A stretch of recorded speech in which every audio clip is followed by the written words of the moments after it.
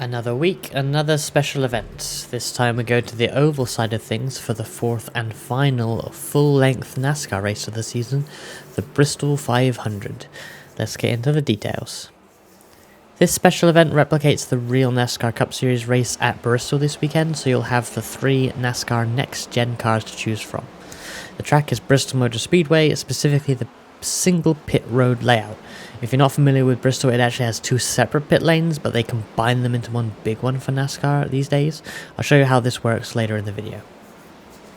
This event will follow the usual time slots of the NASCAR iRacing series, with plenty of slots running from Wednesday to Monday morning, depending on your time zone. Here they are on the screen now in UTC. This race will use the after daylight saving times for those that have that in this screenshot. You can convert these into your time zone, or if you want it done automatically, you can join my Discord where the time slots will automatically convert into your time zone. The invite link is in the description below. If this is your first time doing one of the NASCAR special events, then you may be confused when you can't find the Bristol 500 in the series list, but that's because these events are actually still part of the normal NASCAR iRacing series despite being billed as special events. Search in your series list for NASCAR iRacing series and both the fixed and open variants should pop up. These races will have 3 minutes of practice and a 5-minute 2-lap qualifying session, much like normal official oval races. The pit lane configuration at Bristol is a little unique, but I'll show you how it works here. The pit lane entry is at the exit of turn 2, which means you'll really need to pull off on the entry to turn 1 to properly make it under green flag conditions. At the end of the first pit lane, the speed limit continues and you must continue round and into the other pit lane, even if your box was in the first pit lane. Be careful, I find it quite easy to accidentally speed in this corner bit. Only when you reach the end of the second pit lane are you able to accelerate again, but be careful with the blue cone and the blue line here. It's quite easy to get an unsafe pit exit penalty.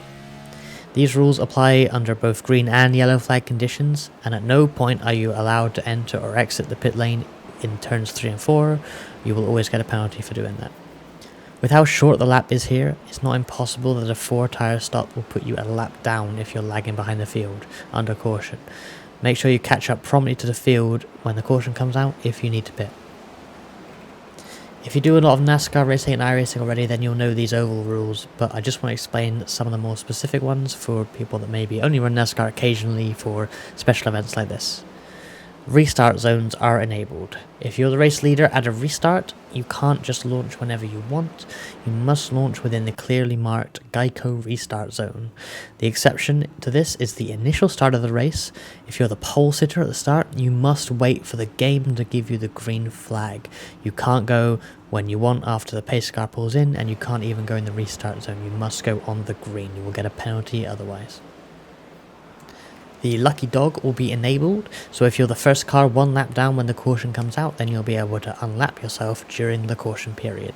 Follow the spotter's instructions on the screen to know when to do that. If the first car 1 lap down has an incident point, even a 0x during the caution at all, then it will pass to the next car 1 lap down, and the next one, then the first car 2 laps down, and so on until iRacing runs out of cars to give it to. Sometimes it can be hectic in this race to get everyone lined up for restarts because of how short the track is. I recommend carefully following the spotter's instructions on which cars to stay behind or pass. I'd also recommend not coming out of the pits with just 1 lap to go in the caution, as it can mean having to barge your way through the field to get to the spot you're supposed to be in. Give yourself some time to get sorted because the laps here, even under caution, are really short. That's all the basics covered for this event. Please let me know in the comments below if you have any questions, and I'll see you on the racetrack.